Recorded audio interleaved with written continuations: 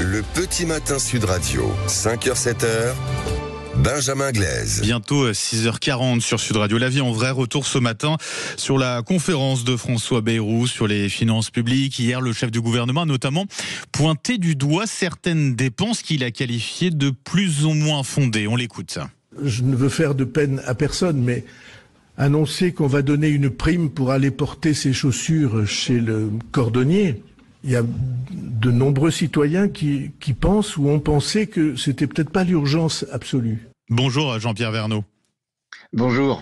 Et bienvenue sur Sud Radio. Vous êtes le président de la Fédération française de la cordonnerie multiservice. Vous avez entendu à l'instant François Bayrou, le Premier ministre, qui parle de votre métier, de votre profession des cordonniers. Comment vous réagissez à ces propos du Premier ministre ?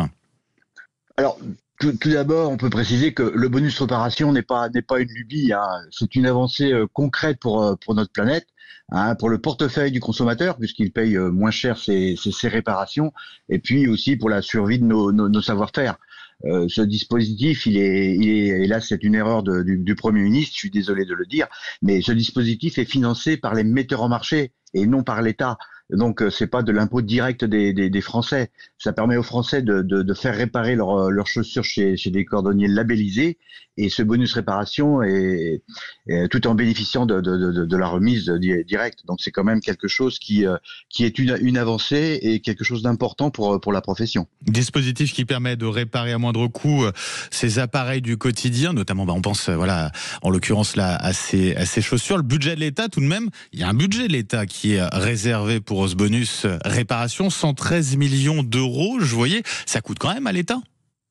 Alors, ce n'est pas de l'impôt, comme je disais précédemment, c'est les metteurs en marché qui financent cette taxe. C'est-à-dire que quand vous achetez une paire de chaussures ou quand vous achetez un vêtement, il y a ce qu'on appelle une éco-contribution qui est prise sur ces achats, et c'est un éco-organisme qui gère cet argent pour mettre en place cette réparation, ces bonus. Précision très importante, Jean-Pierre Verneau, ça veut dire que François Bayrou, là, il a pas révisé ?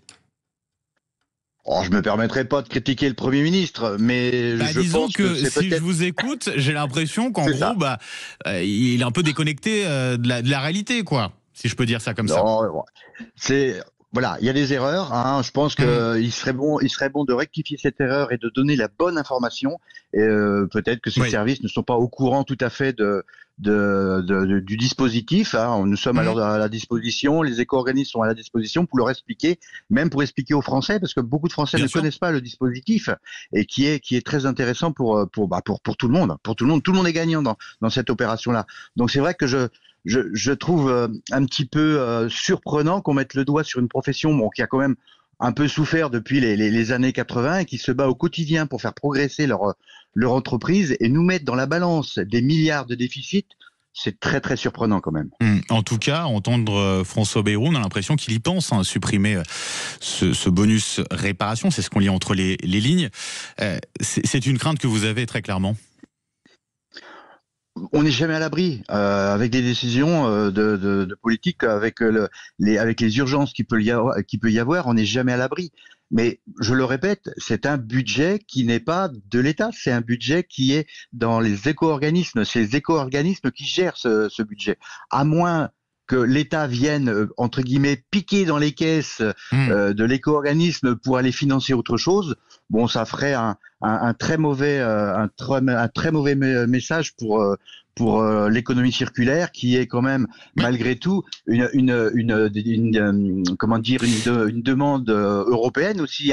Il faut pas oublier qu'on a quand même signé des accords au niveau européen sur l'éco-organisme, sur l'économie circulaire, et là on mettrait vraiment un gros coup de canif dans ce genre de.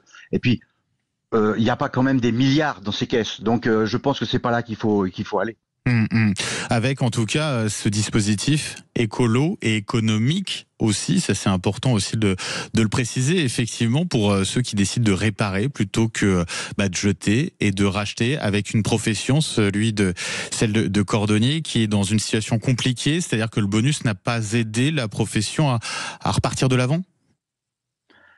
ça commence un peu à revenir. C'est-à-dire que les cordonniers se sont stabilisés au niveau des entreprises, ils se sont stabilisés depuis quelques années. Bon, le bonus va faire du bien, c'est clair pour certaines entreprises à laquelle ça va quand même rebooster l'activité, mais au départ, on n'avait pas forcément besoin du bonus pour fonctionner parce que les gens venaient faire réparer. Mais le bonus a mis en avant surtout le fait que on peut faire réparer. C'est-à-dire que la communication qui sont faites, et on pourrait même en faire encore un petit peu plus, expliquer aux Français que aller faire réparer vos chaussures, c'est quand même beaucoup plus écologique et beaucoup plus meilleur pour la planète que de les jeter, de les mettre dans les poubelles et qu'elles se retrouvent dans les déchetteries avec les conséquences que l'on connaît. Bien sûr, Jean-Pierre Vernou, un grand merci d'avoir été avec nous ce matin sur Sud Radio. Merci pour l'accueil. Précision importante apportée effectivement après ces déclarations du Premier ministre. Je rappelle que vous êtes le président de la Fédération française de la cordonnerie multiservice. Je vous souhaite une très belle journée, Jean-Pierre Vernou. Le petit matin Sud Radio, 5h-7h, Benjamin Glaise. Sud Radio, il est 6h45. On fait un point sur les principaux titres de l'actualité.